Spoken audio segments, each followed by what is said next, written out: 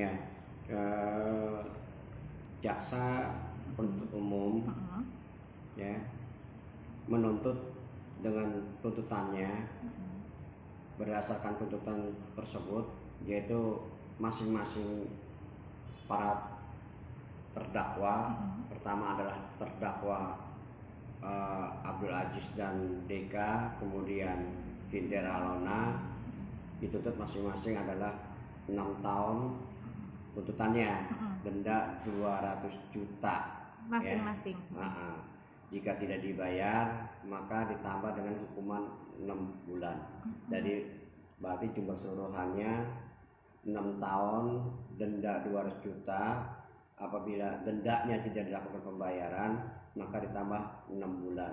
Seperti itu. Makanya dari sini kita melihat bagaimana caranya saya sebagai penasihat hukum untuk membantu memberikan nalar atau analisis dengan pendapat hukumnya nanti dituangkan di suatu nota pembelaan, yaitu pledoi. Baik pledoi saya secara penasihat hukum maupun pribadinya juga Abdul Aziz. Seperti itu aja ya.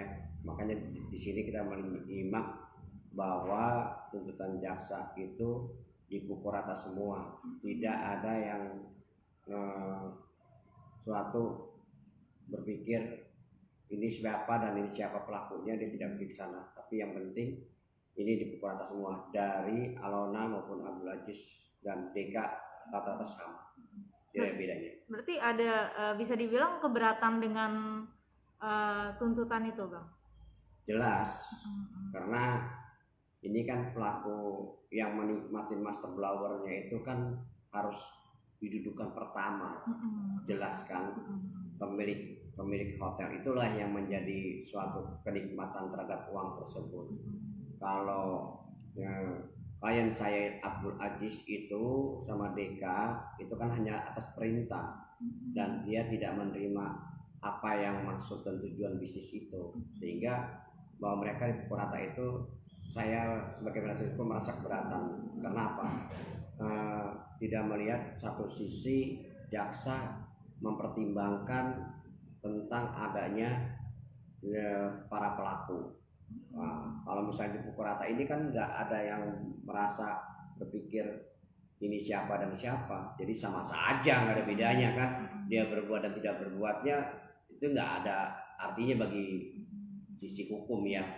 Tetapi di sini harus lihat peranan terhadap, pertama adalah pelaku utama, kedua atas kekuasaannya, ketiga ada turut serta. Maka di sini kita harus lihat. Jadi kalau misalnya jaksa melihat ini semuanya dianggap itu sama, berarti di mata hukum itu tidak mendalami secara proses, benar-benar mempertimbangkan perilaku terhadap para pelaku itu. Seperti itu ya saya lihat. Berarti dalam tadi menyinggung pelaku utama bisa dibilang pemilik hotel ya. Berarti dalam artian Sintiara Alona, Bang. Betul. Makanya ini kan pemilik hotel itu kan yang menyiapkan tempat.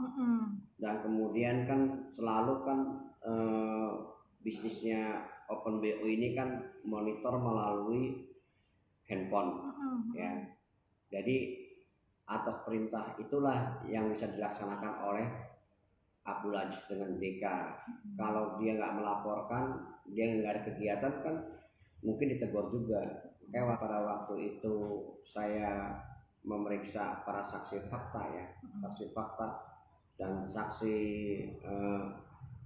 sebagai terdakwa, memang betul-betul bahwa mereka itu hanya ada tekanan di dalam kekuasaannya terhadap Sintia Alona, seperti itu kan. Makanya di sini kita lihatlah ya,